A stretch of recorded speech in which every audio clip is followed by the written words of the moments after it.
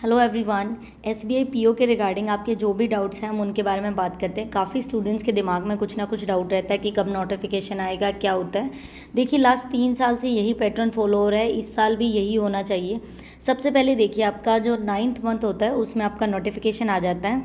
Then फिर आपको क्या करना है, 18 to 19 मतलब दिसंबर की 17, 18 और 19, 20 तारीख को आपका प्री का एग्ज़ाम होता है। उसका फिर रिजल्ट आने के बाद मेंस आपका जैन या फेब में किया जाता है। उसके बाद आपका इंटरव्यू होगा फरवरी या मार्च के अंदर होगा, ठीक है। और आपका फाइनल रिजल्ट आपका मार्च में आ जाता है। देन फिर आपको इंटरव्यू के लिए मतलब इंटरव्यू वगैरह फाइनल सिलेक्शन आपका रिजल्ट आ जाएगा।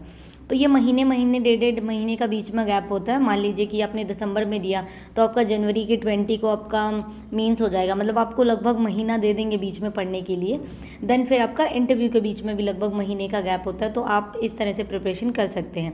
बीच में क्या होता है, जैसे ही आपने अप्लाई किया उसके बाद आपका प्री एग्ज़ाम होने से पहले क्या होता है, जो एससी और एसटी के जो स्टूडेंट्स हैं उनके लिए पहले उनको ट्रेनिंग दी जाती है कि मान लीजिए कि अगर उन्हें कंप्यूटर यूज़ नहीं करना आता, उन्होंने कभी कंप्यूटर के ऊपर मॉक टेस्ट नहीं दिया, तो उनकी ट्रेनिंग के जो एडमिट कार्ड होते हैं वो डाउनलोड होते हैं। जनरल कैटेगरी के लिए ऐसा कुछ नहीं होता, ठीक है। अगर आप मेरे बारे में जानना चाहते हैं तो मैं जनरल कैटेगरी से बिलोंग करती हूँ, एससी एसटी से नहीं हूँ। तो जनरल के अंदर आपको पता है कि कट ऑफ कितनी ज़्यादा हाई होती है, तो उनका कंपटीशन ऑलरेडी वैसे ही ज़्यादा हो जाता है, उनको ज़्यादा पढ़ने की ज़रूरत है। देखिए, अब अगर हम बात करें तो आपको नोटिफिकेशन के अंदर देखिए उनकी वैकेंसीज मिल जाएंगी कि एससी की 240 हैं, जनरल की 648 है। इस तरह से आपकी अलग अलग वैकेंसीज बता देते हैं। उसके बाद देखिए, उसके बाद क्या मेन चीज़ है जो आपके दिमाग में एक बहुत इंपॉर्टेंट डाउट आता है कि एजुकेशनल क्वालिफिकेशन क्या होनी चाहिए। मतलब कुछ स्टूडेंट्स के दिमाग में ये डाउट है कि 60% से कम वाले भी अप्लाई कर सकते हैं, 50 से कम वाले भी कर सकते हैं। पहले क्या होता था, 3 से 4 साल पहले की बात अगर मैं आपको बताऊं तो एसबीआई ने क्या कर रखा था, पीओ में अप्लाई करने के लिए आपके कम से कम ग्रेजुएशन में 60% मार्क्स होने चाहिए। लेकिन अब ऐसा कोई रूल नहीं है, अब बोला है कि आपकी सिर्फ ग्रेजुएशन होनी चाहिए एक यूनिवर्सिटी से। आपको सिर्फ क्वालिफिकेशन होनी चाहिए, गवर्नमेंट ऑफ इंडिया ने उसको मतलब इशू किया हो, बढ़िया यूनिवर्सिटी से आपकी ग्रेजुएशन होनी चाहिए। आपको और कुछ देने की ज़रूरत नहीं, आपके चाहे 60% हो, चाहे 40 हो, चाहे 43 हो, आप अप्लाई कर सकते हैं। इसके अलावा देखिए, आपको यहाँ पे बता रखा है, जब भी आपसे पूछता है ना कि आपके कितने % नंबर हैं, उसमें फिल करने होते हैं। तो आप अगर आपके 59.99% है ना, तो भी वो 60 नहीं माना जाएगा, 60 से कम ही माना जाएगा। तो आप अप्लाई कर सकते हैं, लेकिन उसमें जब डिटेल मांगे तो आप ये मत करना कि अगर आपके 59.99 है तो आप उसको 60 लिख दें। बिल्कुल एक्चुअल लिखना है, क्योंकि हमें बिल्कुल चांस नहीं लेना कि आपका मान लीजिए pre mains interview clear and then जब आपके जब डॉक्यूमेंट्स चेक होंगे तो उसमें आपने ये डिफॉल्ट मतलब गलत कर रखा हो, तो आपको बिल्कुल ही हटा दें, ऐसे बोले कि नहीं आपने ये गलत फिल कर रखा है। तो जब भी फॉर्म भरते हैं बहुत ज़्यादा सावधानी से आपको उस फॉर्म को भरना है, कुछ भी गलती नहीं करनी, जितना है एग्जैक्ट लिख दीजिए। बाद में बहुत ज़्यादा दुख होगा जब एग्ज़ाम क्लियर हो जाएगा लेकिन सिलेक्शन नहीं मिलेगा। उसके बाद दूसरी इंपॉर्टेंट चीज़ कि एज लिमिट कितनी होनी चाहिए, ये भी काफ़ी स्टूडेंट्स के दिमाग में डाउट आता है। सबसे पहले आपकी एज होनी चाहिए, आप 21 साल से छोटे नहीं होने चाहिए और 20 साल से 30 से बड़े नहीं होने चाहिए। मतलब आपकी एज 21 से 30 साल के बीच में होनी चाहिए। ये बात हो रही है किसकी, जनरल कैटेगरी की। अब अगर आप एससी या एसटी से बिलोंग करते हैं तो आपको 5 साल का रिलैक्सेशन मिल जाएगा। मतलब अगर आप 35 हैं तो भी आप अप्लाई कर सकते हैं। अगर आप ओबीसी से बिलोंग करते हैं तो आपको 3 साल का मिल जाएगा, मतलब आप 33 साल तक के भी अप्लाई कर सकते हैं। अगर किसके डिसेबिलिटीज़ हैं, मान लीजिए कि पीडब्ल्यूडी एससी में है या फिर ओबीसी जनरल ऐसा कुछ है, तो उनको 15-13 इस तरह से अकॉर्डिंग उनको रिलैक्सेशन मिल जाता है। इसके लिए ये नहीं है कि आपने रिलैक्सेशन ले लिया उस टाइम आपको उसका सर्टिफिकेट दिखाना पड़ेगा कि अगर आप ओबीसी से हैं तो आपके पास ओबीसी का सर्टिफिकेट होना चाहिए। अगर आपके कोई प्रॉब्लम है, कुछ डिसेबिलिटी है, तो उसका भी सर्टिफिकेट होना चाहिए। अदरवाइज़ आपका एग्ज़ाम क्लियर होने के बाद भी कैंसिल हो सकता है, इसलिए फॉर्म बहुत सावधानी से भरना चाहिए। उसके बाद दूसरी इंपॉर्टेंट चीज़ की अगर हम बात करें तो देखिए, ये इन्होंने कुछ बता रखी है कि किस तरह की डिसेबिलिटीज़ होती है, कितना % उसको ट्रीट किया जाता है, ठीक है। उसके बाद एजुकेशनल क्वालिफिकेशन हो गई है। नेक्स्ट चीज़ इसमें क्या है सीखने वाली आपकी इंपॉर्टेंट चीज़, देखिए जो प्री होता है ना, इसके अंदर इन्होंने सिलेबस भी आपको मेंशन कर रखा है।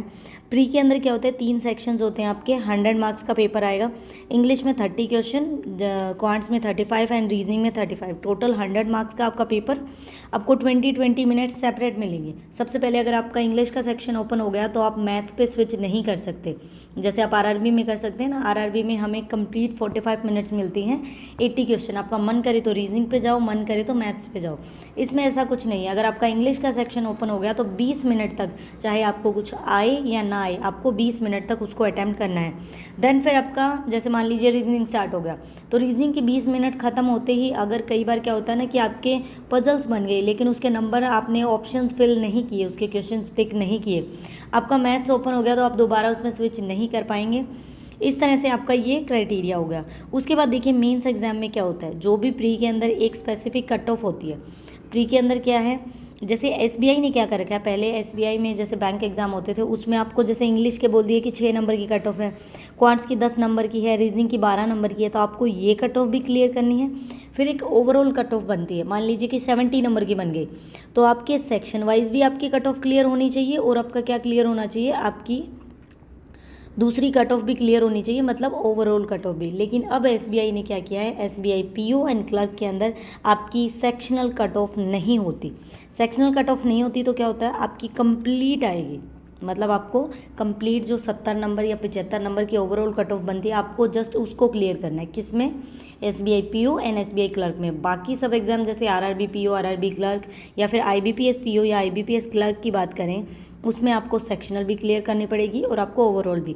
इसमें मान लीजिए कि कुछ स्टूडेंट्स के मैथ और रीजनिंग अच्छा है, उसकी इंग्लिश अच्छी नहीं है, तो भी उसकी इंग्लिश की अलग से सेक्शनल कट ऑफ नहीं बनेगी, ओवरऑल नंबर उठाए जाएंगे कि आपके ओवरऑल अगर 75 है और कट ऑफ मान लीजिए 70 है तो आप क्लियर हैं। अगर आपकी इंग्लिश के अंदर 5 मार्क्स भी हैं और उसकी कट ऑफ मान लीजिए 6 नंबर है और आपने 35 इसमें स्कोर कर दिए, तो अगर सेक्शनल हो तो आप नहीं क्लियर कर पाओगे, लेकिन अगर सिर्फ ओवरऑल हो तो आप क्लियर कर सकते हो। एसबीआई में ओवरऑल आपकी कट ऑफ नहीं होती, ओवरऑल होती है, सेक्शनल नहीं होती। उसके बाद अगर हम मेंस की बात करें कि मेंस में क्या चीज़ें होती है, तो देखिए मेंस के अंदर आपके 5 सेक्शंस होंगे, आपके एग्जाम के 5 सेक्शंस होंगे मेन के अंदर। 5 सेक्शन में सबसे पहले देखिए आपका रीजनिंग एंड कंप्यूटर आता है। कंप्यूटर के क्वेश्चंस नहीं आते, 2-3 साल से देखिए आप एक भी कंप्यूटर का क्वेश्चन नहीं आता, सिर्फ दिखाने के लिए लिख रखा है, आपकी सिर्फ रीजनिंग होगी। 40 क्वेश्चंस होंगे 50 नंबर्स की और आपको 50 मिनट्स मिलेंगे उसको करने के लिए 40 क्वेश्चंस को। देखिए इसमें टाइम ज़्यादा होता है तो आपका लेवल ऑफ क्वेश्चंस का जो डिफिकल्टी लेवल है वो बढ़ जाएगा। डीआई की अगर हम बात करें तो उसमें 30 क्वेश्चंस होते हैं, 50 नंबर, इसका मतलब लगभग आपका 2.25 नंबर का एक क्वेश्चन होता है। मान लीजिए आपने 10 क्वेश्चन किए तो आपको लगभग 18 नंबर मिल जाएंगे। तो इसीलिए होता है कि अगर आपके बेसिक्स अच्छे हैं, तभी मैं स्टार्टिंग से बोल रही हूँ, बहुत अच्छा स्कोर कर सकते हो। अगर आपके बेसिक्स अच्छे हैं तो आपकी अर्थमेटिक से रिलेटेड डीआईज आती हैं मेंस के अंदर, तो आप मान लीजिए अगर आपने एक डीआई का सेट किया 5 नंबर के तो आपके 10 नंबर के आपने कर लिए, क्योंकि इसके नंबर लगभग 2.25 नंबर का आपका एक क्वेश्चन होता है। जीए, इकोनॉमी और बैंकिंग अवेयरनेस की बात करें, मतलब जीए का पोर्शन आपका 50 क्वेश्चन 60 मार्क्स, एक नंबर से भी ज़्यादा नंबर का, लगभग 1.25 नंबर का आपका एक क्वेश्चन होता है, 45 मिनट्स मिलेंगे। इंग्लिश में 35 क्वेश्चन 40 नंबर के और आपको मिनट भी 40 मिलेंगे, लगभग 155 क्वेश्चंस करने हैं 200 मार्क्स के और आपको 3 घंटे मिलेंगे। इसके अलावा क्या होता है, जैसे एसबीआई पीओ और आईबीपीएस पीओ, आपके जो बैंकिंग एग्जाम है उसमें सिर्फ एसबीआई और आईबीपीएस पीओ के अंदर क्या होता है, आपका डिस्क्रिप्टिव का पेपर होता है जिसमें आपका इंग्लिश लैंग्वेज आता है, आपको एक लेटर और एक ऐसे टाइप करना होता है। 50 मार्क्स का होता है, आपको 30 मिनट मिलेंगे। इसके लिए आप जैसे एग्जाम में जाते ही क्या होता है ना कि बोलते हैं कि कीबोर्ड को टच मत करो वरना पेपर लॉक हो जाएगा, तो कीबोर्ड को हम साइड में रख देते हैं, लेकिन उसमें हमें कीबोर्ड यूज़ करने को दिया जाएगा। जैसे ही आपका मेन का ये 200 नंबर का 3 घंटे का पेपर खत्म होगा, उसके जस्ट तभी आपका क्या होगा, डिस्क्रिप्टिव का पेपर स्टार्ट हो जाएगा। उसमें आपको 3 पैराग्राफ, स्टार्टिंग में आपको 3 लेटर्स दे रखे होंगे, उनमें से एक चुनिए और वो 3 लेटर आप टाइप करके दीजिए, फिर उसको आप सेव कर सकते हैं। फिर नेक्स्ट आप जाइए ऐसे के ऊपर, उसमें भी 3-4 ऐसे दिए होंगे, उसमें से एक को चुनिए और लिखिए। टोटल आपको 30 मिनट्स मिलेंगी। 30 मिनट्स होते ही आपका पेपर बंद हो जाएगा। आपको उसमें चेंजेस करने हैं, आप अपनी स्पीड बढ़ाइए। इसके लिए क्या है कि आपको लगभग कंप्यूटर के ऊपर टाइपिंग स्पीड अच्छी हो तो स्टूडेंट्स की बहुत अच्छी होती है, वो बहुत जल्दी लिख लेते हैं, तो आप इस पे भी काम करिए अपना, अगर एसबीआई की आपको प्रिपरेशन करनी है। प्री एंड मेंस की बात करें तो नेगेटिव मार्किंग होती है। नेगेटिव मार्किंग के अंदर आपके पास क्या आता है कि मान लीजिए कि अगर आपने एक क्वेश्चन गलत कर दिया तो आपके 0.25 मार्क्स कट जाएंगे सही में से, मतलब नेगेटिव मार्किंग 1/4 नेगेटिव मार्किंग है इसके अंदर। आप कोई क्वेश्चन नहीं करते हैं उस पर आपकी कोई नेगेटिव मार्किंग नहीं लगेगी। उसके बाद देखिए आपका इंटरव्यू का प्रोसेस हो जाता है, आपका इंटरव्यू हो जाता है। अब देखिए इंटरव्यू कितने नंबर का होता है, मैक्सिमम मार्क्स अगर हम बात करें, ग्रुप एक्सरसाइज 20 नंबर का और इंटरव्यू होता है आपका 30 नंबर का, टोटल 50 मार्क्स हो गए आपके। क्लियर। लेकिन आजकल क्या हो रहा है, जो ग्रुप एक्सरसाइज होती है जिसको हम बोलते हैं कि 10 स्टूडेंट्स को बिठा दिया जाता है और आपस में ग्रुप डिस्कशन करना होता है, कोई टॉपिक दे दिया उसके ऊपर बात करनी है, तो वो एग्जामिनर क्या करता है कि नंबर लगाता है आपके कि आप किस स्किल से बोल रहे हो, किस हिसाब से, मतलब आप अच्छा बोल रहे हो, लोग आपसे इंप्रेस हो रहे हैं या नहीं, उस अकॉर्डिंग आपको नंबर मिलते हैं। लेकिन 1-2 साल से क्या हो रहा है, ग्रुप डिस्कशन बंद हो रहा है, सिर्फ आपका इंटरव्यू होगा। किस वजह से? कोविड की वजह से। तो ये बहुत बढ़िया बेनिफिट है। इस साल भी मे बी ग्रुप डिस्कशन ना हो, बढ़िया से प्रिपरेशन करिए। ग्रुप डिस्कशन में काफ़ी स्टूडेंट्स का दिमाग ख़राब हो जाता है, बिकॉज आपको कुछ लोगों को कुछ इंग्लिश में बोलने लग जाते हैं, कुछ कंफर्टेबल नहीं है, तो वहाँ पे सेल्फ कॉन्फिडेंस डाउन होने लग जाता है उन स्टूडेंट्स के आगे, अगर आपकी अच्छी प्रिपरेशन नहीं है। तो ग्रुप इंटरव्यू कोविड की वजह से नहीं हो रहा। अगर नेक्स्ट ईयर या इस ईयर इंक्लूड कर दें तो वो नोटिफिकेशन में आपको पता लग जाएगा। 30 मार्क्स का आपका इंटरव्यू हो गया तो टोटल आपके 50 नंबर होते हैं। अब देखिए आपका जो फाइनल सिलेक्शन होता है वो किस अकॉर्डिंग होता है। फाइनल सिलेक्शन होता है आपका मैक्सिमम मार्क्स जो आपने मेंस में गेन किए। प्री आपका सिर्फ क्वालिफाइंग इन नेचर होता है, उसके नंबर नहीं जुड़ते, चाहे आप 100 आउट ऑफ 100 स्कोर कर लीजिए। मेंस में आप जितना अच्छा स्कोर करेंगे, अगर इंटरव्यूअर ने आपके कम नंबर भी लगा दिए तो भी आपका सिलेक्शन हो जाएगा। देखिए मेंस एग्जाम था आपका 250 नंबर का, 250 थे आपके मेन एग्ज़ाम, उसको नॉर्मलाइज करके क्या किया जाता है, 75 में कन्वर्ट किया जाता है। मतलब हमें 250 नंबर को 75 मार्क्स में कन्वर्ट करना है। 75 250 के इक्वल हो जाएगा, तो 1% कितना हो जाएगा, डिवाइड में 75। तो इस हिसाब से आपके नंबर डिवाइड किए जाएंगे। अगर हम इसको 25 पे कट करें तो 10/3, मतलब लगभग 3.33 जो आपके नंबर है ना, उसको 1 माना जाएगा। इस तरह से उसको 75 में कन्वर्ट किया जाएगा। जो 50 आपके एक ग्रुप एक्सरसाइज के थे उसको 25 में कन्वर्ट किया जाएगा, इसीलिए वेटेज आपकी 100 की बनती है। क्लियर। अगर आपने इंटरव्यू के अंदर 50 के 50 स्कोर कर लिए तो आपके 25 नंबर जुड़ जाएंगे यहाँ से। लेकिन मेंस में आपको कितने स्कोर करने पड़ेंगे, 25 नंबर लाने के लिए आपको 33 नंबर, लगभग 3 नंबर पे आपको 1 मिल रहा है, तो 25 लाने के लिए आपको कितना करना पड़ेगा, 75 नंबर जब आपके आएंगे मेंस में तब आपके 25 काउंट होंगे और आपके यहाँ से डायरेक्ट आपको 25 मिल सकते हैं। तो आपका 100 में से आपका फाइनल सिलेक्शन होगा।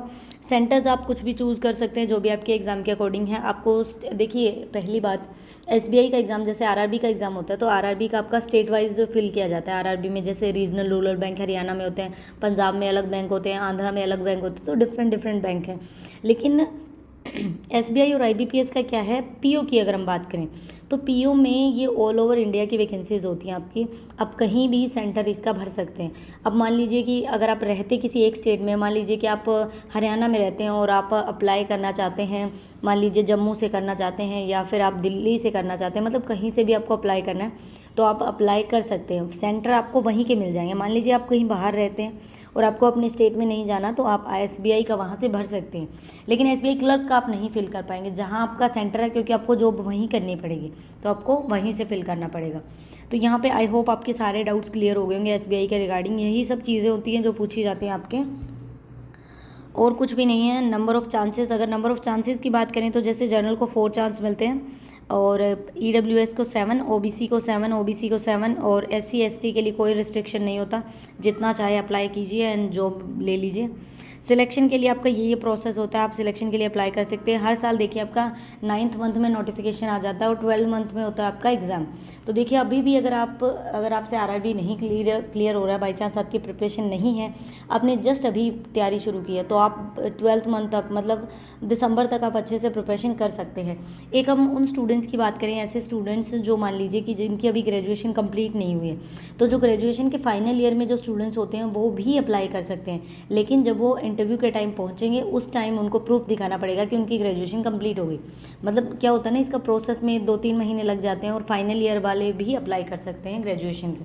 ठीक है, तो यहाँ पे हमारी वीडियो कंप्लीट करते हैं। आई होप आपके सारे डाउट्स क्लियर हो गए होंगे एंड आपको नोटिफिकेशन देखने को मिल जाएगा। 9th मंथ तक आप अप्लाई कर सकते हैं, लगभग 8th मंथ में आपका नोटिफिकेशन आ जाएगा। इसी तरह का अगर कोई भी डाउट हो आप कमेंट सेक्शन में लिख सकते हैं। आई होप आपको वीडियो अच्छी लगी होगी। अगर अच्छी लगी हो तो प्लीज़ लाइक करिए। Thank you for watching the video.